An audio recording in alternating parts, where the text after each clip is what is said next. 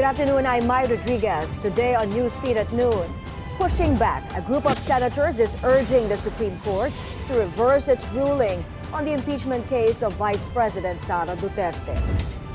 Families of the missing sabungeros seeking to file charges against Charlie Atong Ang. But in a BNC exclusive, the Bilyonaryo gaming tycoon says a so-called syndicate of the Patidongan brothers are actually behind the disappearance of the victims. A new round of fuel price hikes are set to greet motorists on the first week of August. And the musical Into the Woods is ready for showtime in Manila. Find out what makes this staging special for Broadway icon Lea Salonga. Thanks for joining us. A group of senators are pushing back on the Supreme Court's ruling voiding Vice President Sara Duterte's impeachment. As Hannity reports, they say it should apply only to future cases. Apply the Supreme Court ruling in future impeachments instead. That's the call of 4 senators who back a yet-to-be-filed resolution, citing the analysis of former Supreme Court Justice Adolfo Azcuna.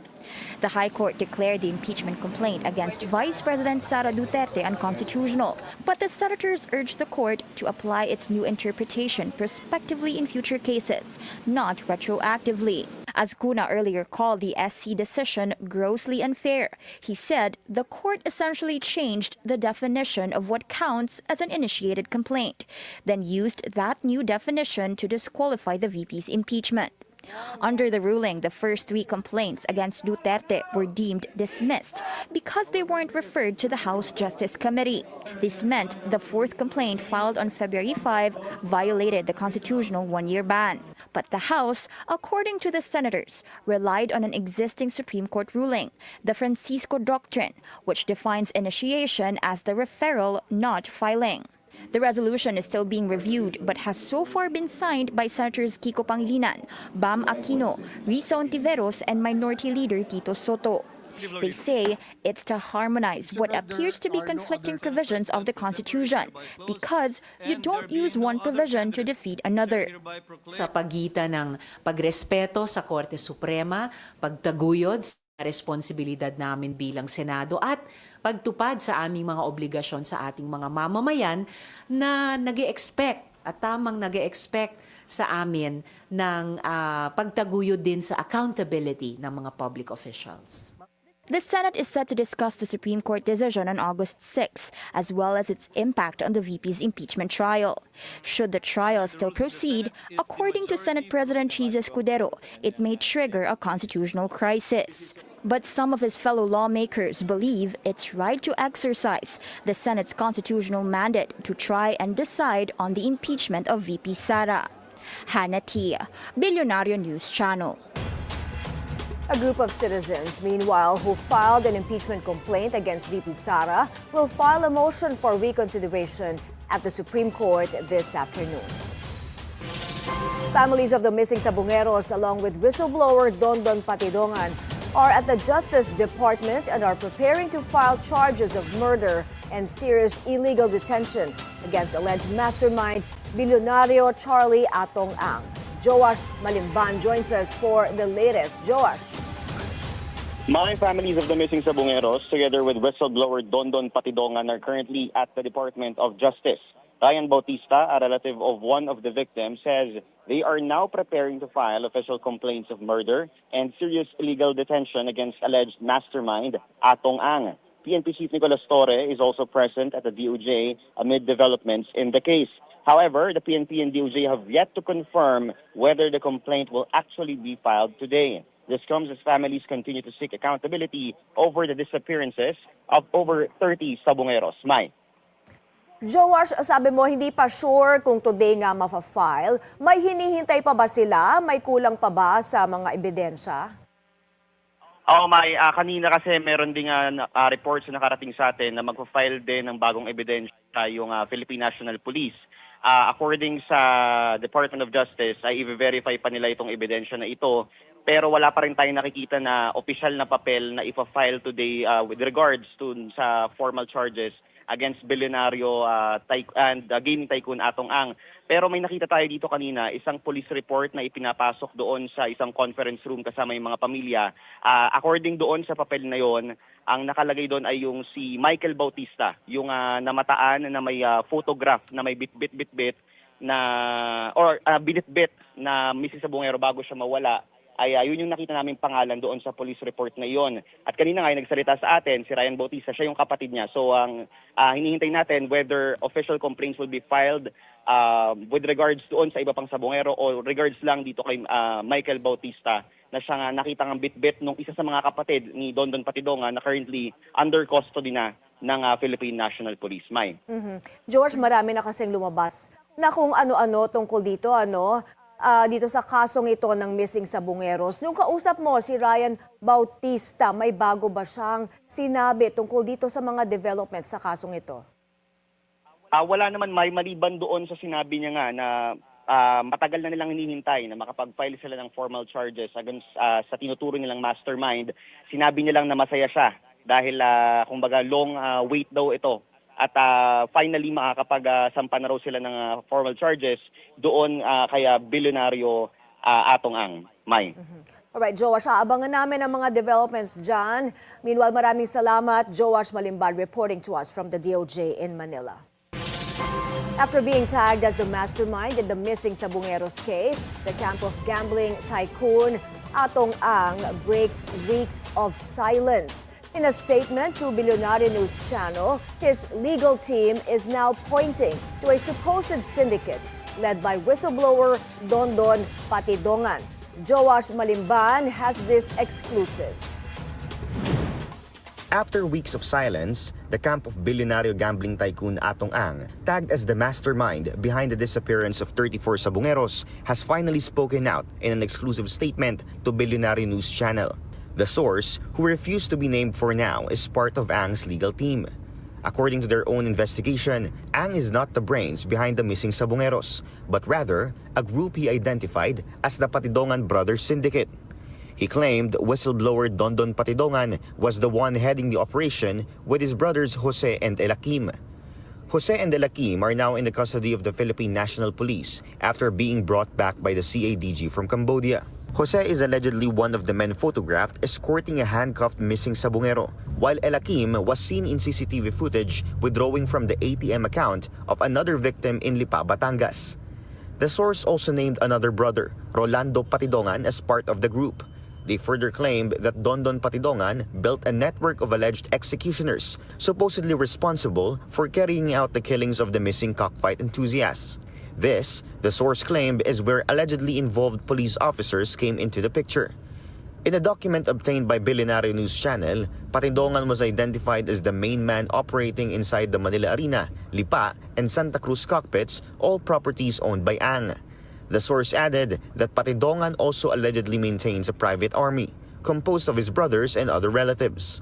But Patidongan strongly denied these claims. Nakakatawa naman siya. Ibig sabihin, ako na ngayon si Mr. Atong Ang at ako na ngayon ang may-ari ng mga cockpit arena at ako na ngayon ang chairman ng pitmaster. When asked about allegations that he was paying off police to kidnap and kill the victims, Nakakatawa siya.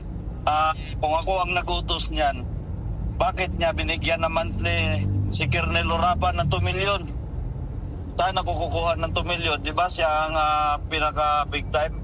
Patidongan claimed there are new witnesses surfacing with evidence that could allegedly implicate Ang as the real mastermind in the case of the missing sabungeros. Meanwhile, the PNP forensic group confirmed that 0 DNA profiles were extracted from the bones recovered from Taal Lake, which were believed to be possibly linked to the missing cockfighters. According to PNP spokesperson Police Brigadier General Jean Fajardo, the bones were already contaminated after being submerged in water for a long time. However, 3 DNA profiles, 2 males and 1 female, were successfully extracted from bones recovered from a cemetery in Batangas, but this did not match any of the 23 DNA samples from the families of the missing sabungeros. Joash Malimban, Bilyonaryo News Channel. The Makabayan block says the Department of Public Works and Highways shouldn't be allowed to investigate its own flood control failures calling it a clear conflict of interest. They insist the Commission on Audit should take charge. Even Senator Risa Ontiveros backed the move, urging for COA reports to be used in upcoming budget debates. The senator further cited the COA's track record in exposing government scandals with over 200 billion pesos in delayed or botched DPWH projects flagged in 2023 alone.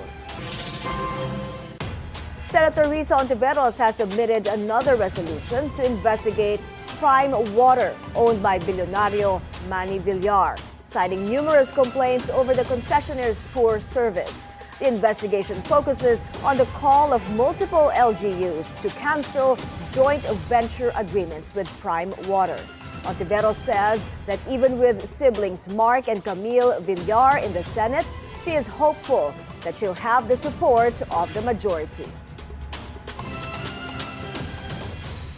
Yang usapin ng mabaho o maruming tubig ay yan ay pumapasok na sa usapin ng dignidad ng tahanan, no, ng bawat pamilyang Pilipino.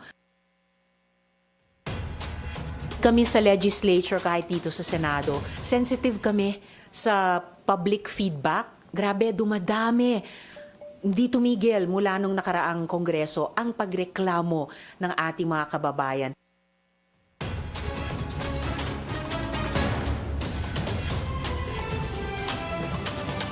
The Transportation Department, led by Secretary Vince Dizon, inspecting a major port project in Batangas, expected to become the largest or the country's second largest. Paulo Barcelona is on the scene for us in Bawan, Batangas. So, Paulo, who is the government working with on this project? Mai, good afternoon. The government is partnering up with Bilyonaryo Enrique Razon's International Container Terminal Services Incorporated, or ICTSI, for the construction of the Luzon International Container Terminal, or the LICT. Now, in an ongoing inspection, it's now starting actually as we speak. Transportation Secretary Vince Dizon, PPA General Manager, Philippine Ports Authority General Manager Jay Santiago, and other ICTSI officials have joined today's site inspection. Now, the LICT is located 120 kilometers south of Manila and just 9 kilometers west of Batangas City, which is also home to the country's largest passenger port. This location ensures easy access to major urban and industrial centers in southern Luzon, such as the Calabarzon region. Once completed, connectivity will be enhanced by direct access to major roads such as Macalintal Avenue, Palico, Balayan, Batangas Road, and the Bawan-Mabini Road, with additional expressway projects from Cavite to Bawan expected to further improve accessibility. The facility is spanning over 56 hectares and will include a large container yard and modern support buildings designed to streamline cargo handling and logistics. With 750 meters of wharf frontage, the terminal can accommodate massive ships thanks to berths that support vessels ranging from 50,000 to 188,000 deadweight tons. Two offshore mooring dolphins will also provide added docking support for large vessels at sea. Handling the cargo are 8 quay cranes for unloading containers from vessels and 20 rail-mounted gantries. Once operational, the terminal is projected to process over 2 million 20-foot equivalent units per year, which is the standard size for shipping containers. Mai? Thank you. Paulo Barcelona reporting to us from Bawan in Batangas.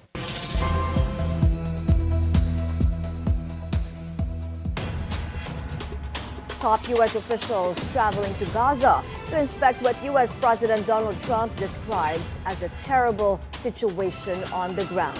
The White House says U.S. Special Envoy Steve Witkoff and U.S. Ambassador to Israel Mike Huckabee will inspect food distribution sites there and come up with a plan to deliver more aid. With a potential famine unfolding, Trump is blaming Palestinian militant group Hamas for the crisis. People are very hungry. You know, the United States gave $60 million for food, and it's a shame because nobody, I don't see the results of it. And we gave it to people that in theory are watching over it fairly closely.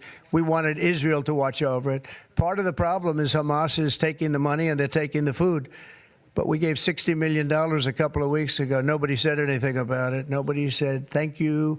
But I didn't need the thank you. I just wanted the people to get fed. The health ministry in Gaza says the Palestinian death toll has breached 60,000 since the war between Israel and Hamas erupted on October 7, 2023. In another conflict, President Trump is sharply criticizing Russia over its war on Ukraine. Trump has given Russian President Vladimir Putin until August 8 to hammer out a ceasefire deal. He says Moscow will be hit with U.S. sanctions if no agreement is reached. Russia, I think it's disgusting what they're doing. I think it's disgusting. This is Biden's war. It's not my war. But I said if I get in, I'll try and get the thing stopped. But I think what Russia's doing is very sad. A lot of Russians are dying. You have a lot of Russians, more Russians are dying. But Russians are dying, Ukrainians are dying. You know, the United States isn't really involved in that war. It shouldn't be. Reports show as many as 250,000 Russian soldiers and between 60 to 100,000 Ukrainian troops have died since the war broke out in 2022. Some good news now for Battlefield fans. The 6th edition of EA's team-based first-person shooter is set for release on October 10. Battlefield 6 promises vast combat zones and heart-pounding action. It also offers hyper-realistic graphics to players on PC, Xbox Series, and the PlayStation 5. The game's storyline, a near-future conflict in 2027, which sees the United States and allies fighting a tooled-up private army alongside several European former NATO countries. The new release will go head-to-head with Black Ops 7 of longtime rival Call of Duty. The first week of August begins with another round of fuel price hikes for motorists. Based on 4 days of trading, gasoline prices are projected to go up by a hefty 1 peso and 50 centavos per liter. Diesel may see an increase of 1 peso per liter, while kerosene is expected to rise by 80 centavos. The Energy Department says the uptick is largely driven by the impact of new U.S. tariffs on global oil markets. Meanwhile, a price freeze remains in effect for kerosene and LPG in areas placed under a state of calamity.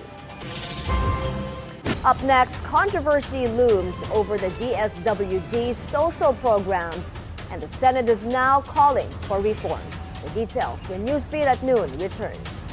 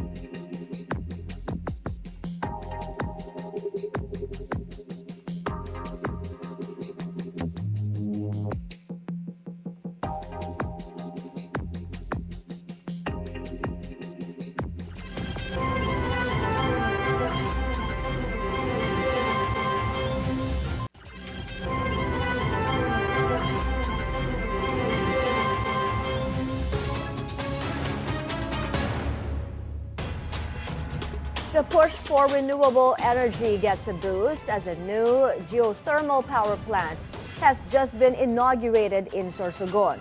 Joan Manalo joins us on the line for the details. Joan. Mai Lopez-led Energy Development Corporation, or EDC, has inaugurated its 22-megawatt Tanawon geothermal power plant today, reinforcing support for the government's push for energy security and climate resilience. The 7 billion peso Tanawan geothermal power plant is located within the Bacman geothermal facility in Sorsogon City, projected to have a net annual generation of 159,000 megawatt hours. EDC says this new facility will make a significant contribution to the country's baseload renewable energy supply and is expected to avoid approximately 38,312 tons of carbon dioxide emissions each year. EDC President and Chief Operating Officer Jerome Cainglet says the inauguration of the plant is not only a proud milestone for EDC, but also a win for the country's energy security and climate resilience goals. He added that the EDC dedicates this project to the communities, government partners, and all stakeholders committed to a decarbonized regenerative future. The Tanawan Geothermal Power Plant is the second of 7 growth projects under First Gen Corporation's EDC to be commissioned. The first was the 29-megawatt Palayan Binary Geothermal Power Plant, also in Sorsogon City, which was inaugurated last July 5, 2024. Mai. Thanks for that report, Joan Manalo from Sorsogon. AGA Party List Representative Niconobios is challenging the uploader of a now viral video to come forward. This even as he says he has already forgiven them and will no longer press charges. The video shows Briones allegedly watching Isabong during a house session, something the lawmaker has since addressed. He admits he was viewing the online cockfighting stream but firmly denies placing any bets. Sa totoo lang, malinis ang konsensya ko. Hindi ako sabungero. Hindi nga ako marunong ng online. Wala akong GCash, walang lahat. Wala akong money transfer, hindi ako marunong. So, hindi ko lang kung sino may pakanan ito. Sana lumabas, magpakilala. Una, humingi siya ng pasensya sa akin. Ako naman, humihingi ako ng pasensya dahil ang aking maraming naapektuhan dahil doon sa pagkakasagot ko doon sa messenger. Briones also hinted the leak may be politically motivated, possibly linked to the smugglers he has gone after during his term in office.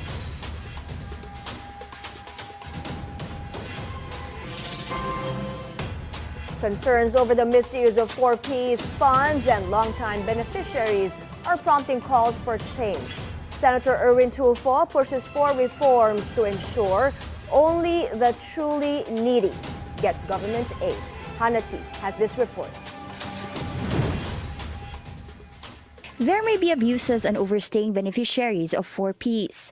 That's why Senator Sen Tulfo proposes the downsizing of the program as he went back to the DSWD, this time not as secretary, but as Senate Committee Chair on Social Justice and Welfare. Tulfo met with Secretary Rex Gatchalian to discuss how legislation can strengthen social protection programs, including the Pantawid Pamilyang Pilipino program or 4Ps, following the President's SONA remarks. Di ba there was a clamor na yung mga nasa 4Ps, sinasusugal lang yung pera na mga kamag-anak ng mga barangay, ng mga officials. So pinareview ng Pangulo, and we did. Kasi medyo na-abuso yung 4Ps. Merong iba dyan na sobra-sobra na yung panahon nila, di ba?